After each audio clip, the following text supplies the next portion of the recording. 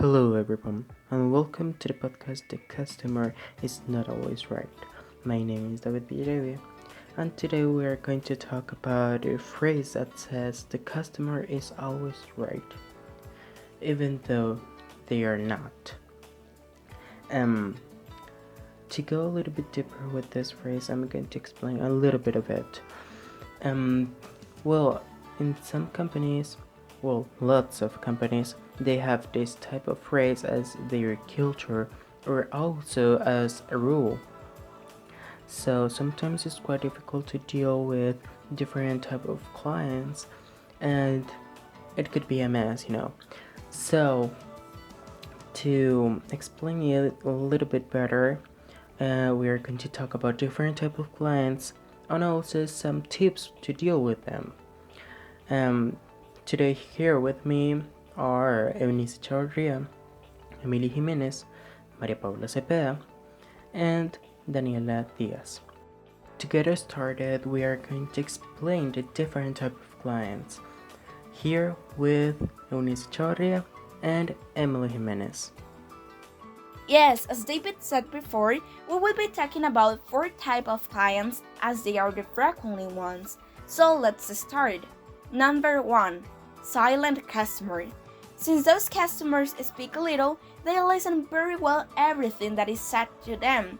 They don't express what they think, so it's too hard to guess what they need.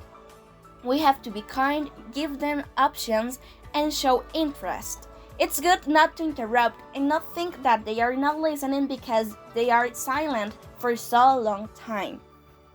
Let's move on with the second one, quarrelsome customer. You can see that this type of client wants to argue always and is usually superb in the way she or he treats others. We don't have to lose the temper, but we have to be firm at all times because she or he tries to look for the bad side of the service or product always. It's important to avoid argue, but we shouldn't show ourselves fearful facing this type of client that just wants to argue. So now Emily is going to talk about other frequently customers. So Emily, tell us, we listen to you. Sure, Eunice, I talked to you about 2 type of customer, proud customer, and this type of customer thinks that they know everything. They want to take the control and use their good communication skill to get it. They are not a bias and want to other people prize the fact that they seem to know the product thoroughly. But basic customer, since the beginning, he or she told you that they don't have time, and maybe they do other things during the meeting, for example, use their cell phone. In general, they are impatient. Now I'll be sharing you some tips to show the clients that they're not always right. For a product client, you need to keep the control of the situation.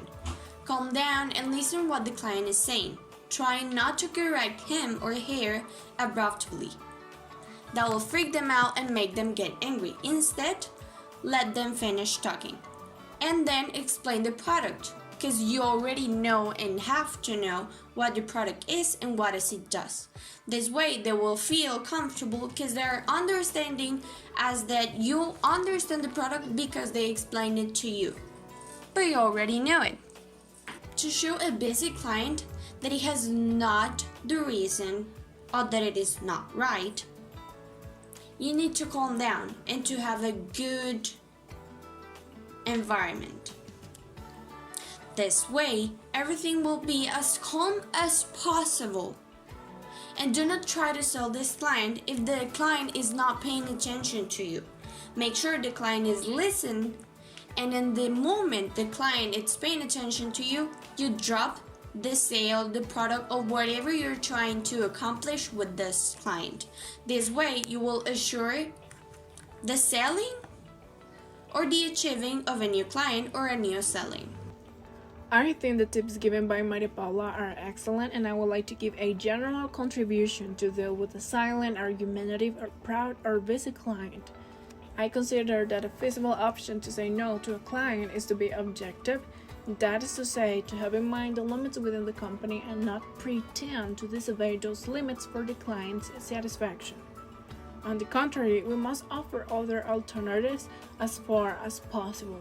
Moreover, giving a positive no makes the difference between a negative no. It's important to say the right words in the best way because this way the customer can assimilate the answer more easily.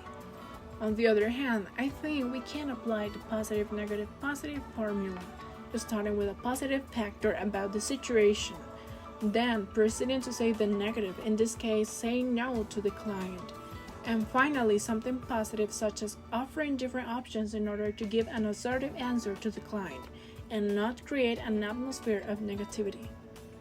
Now, as a conclusion, I would like to say thank you to you all for giving us that type of knowledge and also those tips to deal with different type of customers. I really appreciate your participation here at the podcast. And for the next week, we are going to be talking about another different phrase. So I hope to see you here. So, see ya.